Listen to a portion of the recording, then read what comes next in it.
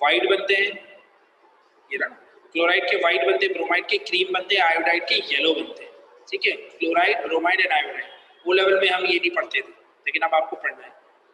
फिर जब आप उसके अंदर डाइल्यूट अमोनिया और कंसंट्रेटेड अमोनिया डालोगे, if the precipitate still exist add concentrated ammonia solution.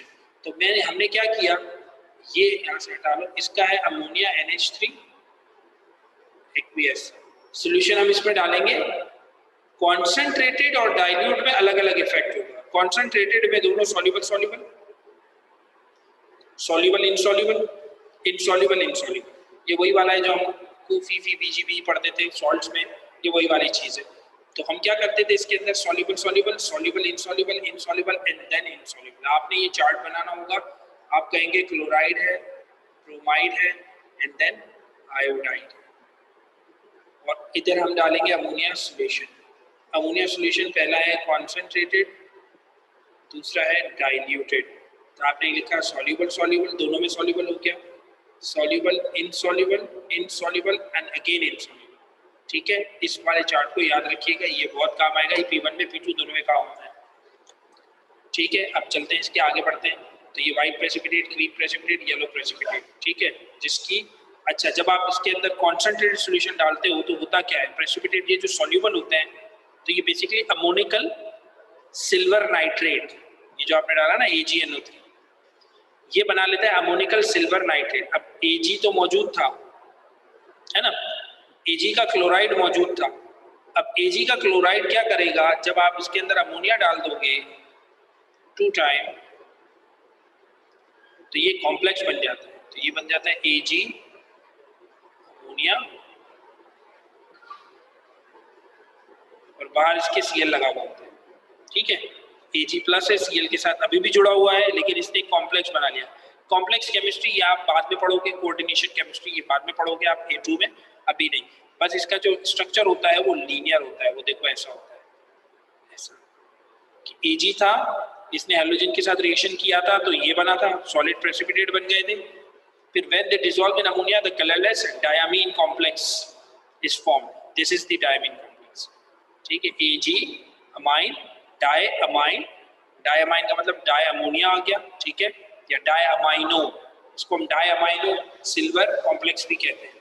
डायअमाइनो complex हो गया ये, और इसके बाहर जो भी आपका एनाइन था, जो भी एनाइन था, इस X, ये X आपका बाहर निकल जाता है। ठीक है, इसके साथ यहाँ पर खड़ा रहता है, और इसका स्ट्रक्चर ऐसा होता है, ये है आपका कॉम्प्लेक्स, उसके बाहर आपका हैलाइड मौजूद है। अब ये +1 है, ये अमोनिया है, नाइट्रोजन के साथ 3 हाइड्रोजन है, 1 2 3, इधर भी नाइट्रोजन के साथ 3 हाइड्रोजन है। बेसिकली इसका जो लोन पेयर होता है ना, ये इसका लोन पेयर है, इसने अपना लोन पेयर इसको दिया हुआ, तो ये कोऑर्डिनेट कोवेलेंट बॉन्ड बनाया हुआ है। ठीक है, ये कोई फिजिकल बॉन्ड नहीं है, ये इन्होंने सिर्फ अपना लोन पेयर इसके पास पार्क किया हुआ है। बॉन्डिंग अभी भी इन दोनों की ही है, इसकी और इसकी। ठीक है, बॉन्डिंग अभी भी इन दोनों के दरमियान नहीं है, लेकिन एक नया बॉन्ड, एडिशनल बॉन्ड बन गया, that is ammoniacal silver sorry amino diamino silver complex, ये बन गया। ठीक है जी, तो ये ऐसे हो जाता है। और इसकी थोड़ा इसको विजुअलाइज करने की कोशिश करते हैं। Place the solution of 3 halides, तीनों को डाल दिया, क्लोराइड, ब्रोमाइड और आयोडाइड, ये इक्वल अमाउंट में भर लिए। अब इसके अंदर add some dilute nitric acid, जब हमने इनके अंदर नाइट्रिक एसिड डाला तो इनका लेवल बढ़ गया, इतना इतना हो गया, डायरेक्ट नाइट्रिक एसिड डाल दिया। अब हम डालेंगे AgNO3। जैसे हमने AgNO3 डाला तो एक में व्हाइट प्रेसिपिटेट बने, इसमें एक में क्रीम प्रेसिपिटेट बने, इसमें दिख रहा है, और एक में येलो प्रेसिपिटेट बना, वो इसमें दिख रहा है। ठीक है, अब हमने डाला इसके अंदर अमोनिया। जब हमने अमोनिया सॉल्यूशन डाला, डाइल्यूट अमोनिया सॉल्यूशन डाला, तो डाइल्यूट अमोनिया में क्लोरीन तो सॉल्युबल था, तो सॉल्युबल हो गया, बाकी 2 इनसॉल्युबल थे। अब हमने इसके अंदर कॉन्सेंट्रेटेड सॉल्यूशन डाला, तो जब कॉन्सेंट्रेटेड अमोनिया डाला तो ये तो सॉल्युबल था ही था, ये भी सॉल्युबल हो गया, लेकिन ये रिमेन्स इनसॉल्युबल। ठीक है, तो आपने कंक्लूजन निकाला कि जो क्रीम प्रेसिपिटेट थे वो ब्रोमाइड के थे, येलो प्रेसिपिटेट जो सॉल्युबल नहीं हुए वो आयोडीन के थे, और ये क्लोरीन थे। ये हमारी बात हो गई वही वाली जो हमने आपको बताया था कि ये सॉल्युबल सॉल्युबल, क्लोरीन दोनों में सॉल्युबल होता है, चाहे कॉन्सेंट्रेटेड डालो चाहे डाइल्यूटेड डालो। ब्रोमीन कॉन्सेंट्रेटेड में ब्रोमाइड का सॉल्यूशन सॉल्युबल था, इन डाइल्यूट में नहीं था, और ये दोनों में नहीं था। ठीक है, soluble soluble, soluble insoluble, insoluble insoluble. ठीक है, ये बात हमने समझना। नेक्स्ट आपके पास है टेस्टिंग फॉर हैलाइड। अच्छा, एक तो हैलाइड का टेस्ट आपने AgNO3 से किया, एक टेस्ट होता है जो कॉन्सेंट्रेटेड H2SO4 से किया जाता है। H2SO4 की कुछ प्रॉपर्टीज हैं, वो क्या करता है, ये एक ऑल्टरनेटिव टेस्ट है, ठीक है। कॉन्सेंट्रेटेड सल्फ्यूरिक एसिड जो होता है वो सॉलिड हैलाइड्स पर डलता है, सॉल्यूशन पे नहीं। जिसका सॉलिड हैलाइड होगा उस पर डलेगा।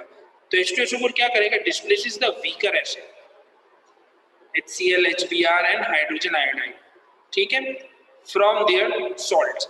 यानी कि ये इसको प्रोड्यूस कर देगा, HBr बना देगा, HI बना देगा, HCl बना देगा, ये साइड पे प्रोडक्ट्स होते हैं। As they become more powerful reducing agent down the group, नीचे आते वक्त chlorides, bromides and iodides more powerful reducing agent बन जाते हैं, तो they can react further by reacting the sulphuric acid. शुरू में सल्फ्यूरिक एसिड जब इससे रिएक्शन करता है और HCl बनाता है, ठीक है, मतलब NaCl से रिएक्शन करेगा तो HCl बनाएगा, तो जब बनाएगा तो बस HCl पे रुक जाएगा, आगे नहीं बढ़ेगा। लेकिन जब आप H2SO4 का HBr और HI के साथ रिएक्शन कराओगे तो चूंकि ब्रोमाइड और iodide are more strong reducing agent now, so they are able to reduce H2SO4, but chloride is not able to reduce H2SO4. तो अगर मैं कहूँ H2SO4 का मुकाबला अगर क्लोराइड से है तो ये स्ट्रॉन्ग है इस वक्त और ये वीक है इस वक्त, ठीक है। लेकिन अगर H2SO4 का मुकाबला ब्रोमाइड्स या इवन आयोडाइड से है तो ये स्ट्रॉन्ग है और ये इवन मोर स्ट्रॉन्गर है, ठीक है।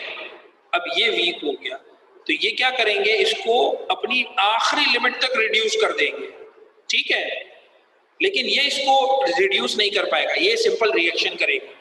ये लोग दोनों इसको इसकी आखिरी हद तक रिड्यूस करेंगे। मिसाल मतलब क्या, इसमें जो सल्फर है ना ये इसको भी निकाल देंगे बीच में से, ये सल्फर को नहीं निकाल सकेगा, क्यों, क्योंकि ये वीक है। तो जैसे से नीचे आओगे क्लोरीन से ब्रोमीन एंड देन आयोडीन, तो आपको पता है reducing power chloride, bromide, iodide के हिसाब से इंक्रीज हो रही है।